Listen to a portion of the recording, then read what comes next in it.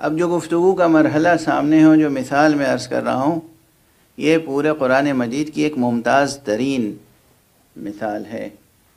مثال نہیں بلکہ یہ بیان ہے اور اتمام حجت ہے.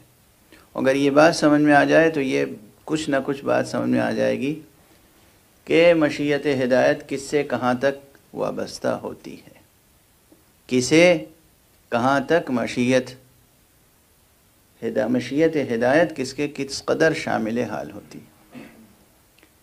کلامی نقطہ نظر سے، فقہی نقطہ نظر سے، اصولی نقطہ نظر سے، جسے کہتے ہیں علمی موشگافیاں، جسے عوام الناس کہتے ہیں بال کی کھال اتارنا یا بال کی کھال کھینچنا، جو بھی جہاں کا علاقائی محاورہ ہو. تو جو منطقی حضرات ہوتے ہیں، جن کا کام ہوتا ہے بحث کرنا، ریسرچ کرنا، تو وہ تو ظاہر سی بات ہے کہ منہ شگافیاں کرتے ہیں. تو منہ شگافیوں کی منزل میں تو بہت تفصیلات ہیں، شاخ در شاخ. لیکن ایک چھوٹا سا فقرہ یاد رکھیے، یہ فقرہ علمی اور عملی دونوں اعتبار سے گرہ کشا ہے، شاہ کلید ہے. جب آپ کو کوئی ہدایت ملے، اگر اس پر، اس ہدایت کے مطابق آپ عمل کر لیں اعتقاد و یقین کے ساتھ بنیت قربت حق، تو مزید ہدایت شامل حال ہوگی.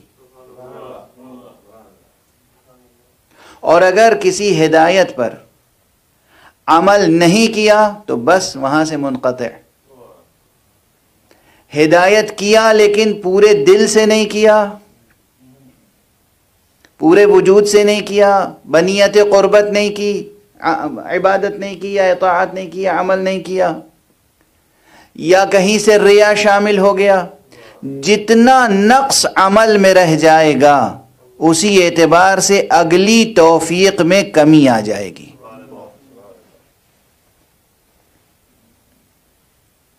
جب تک کہ اس کا جبران استغفار اور توبہ سے نہ کیا جائے. یعنی خود قضیہ حضرت آدم علی نبینا وعلیہ الصلوۃ والسلام میں یہ چیز روشن ہو جاتی ہے. ایک صلوات پڑھ دیجئے محمد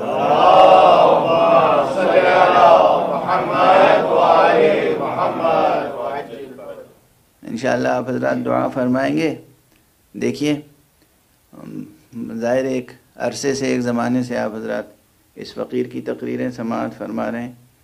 ایک تو صلوات بھیجنے میں اور صلوات بھیجوانے میں خود ثواب ہے، لیکن میں اتنا بار بار صلوات بھیجنے کے لیے اصرار نہیں کرتا تھا. یہ میری طبیعت کی ایک کمزوری ہے. اب اس طرح سے تقریر نہیں کی جاتی تو درمیان میں سانس لینے کے لیے صلوات کے لیے سلامتی کے لیے بلند تر صلوات. اللہم صلی علی محمد وآل محمد وعجل. اب یہ کیفیت سامنے ہے آپ حضرات کے کہ میں اس قدر بار بار صلوات خود نہیں بھیجواتا تھا، حالانکہ یہ بھی نقص تھا، مجھے پہلے ہی سے صلوات بھیجوانی چاہیے تھی، یہ ثواب حاصل کرنا چاہیے تھا. صلوات پر محمد وآل محمد. اللہم صلی علی محمد وآل محمد وعجل. تو بہرحال حضرت آدم علیہ السلام کے واقعے میں اور شیطان کے واقعے میں یہ چیز آشکار ہے. ہدایت ملی حق سبحانہ و تعالیٰ کی، علم ملا، ادھر سے توفیق ملی، موقع ملا. شیطان نے اطاعت نہیں کی، اس سے توفیق سلب ہو گئی. آدم نے بھی اطاعت نہیں کی تھی ایک حکم میں، مگر فوراً توبہ کر لیا. توبہ کے نتیجے میں آدم کا رتبہ اور بڑھ گیا. اور فرمانے آپ تو یہ ہے شاہ کلید.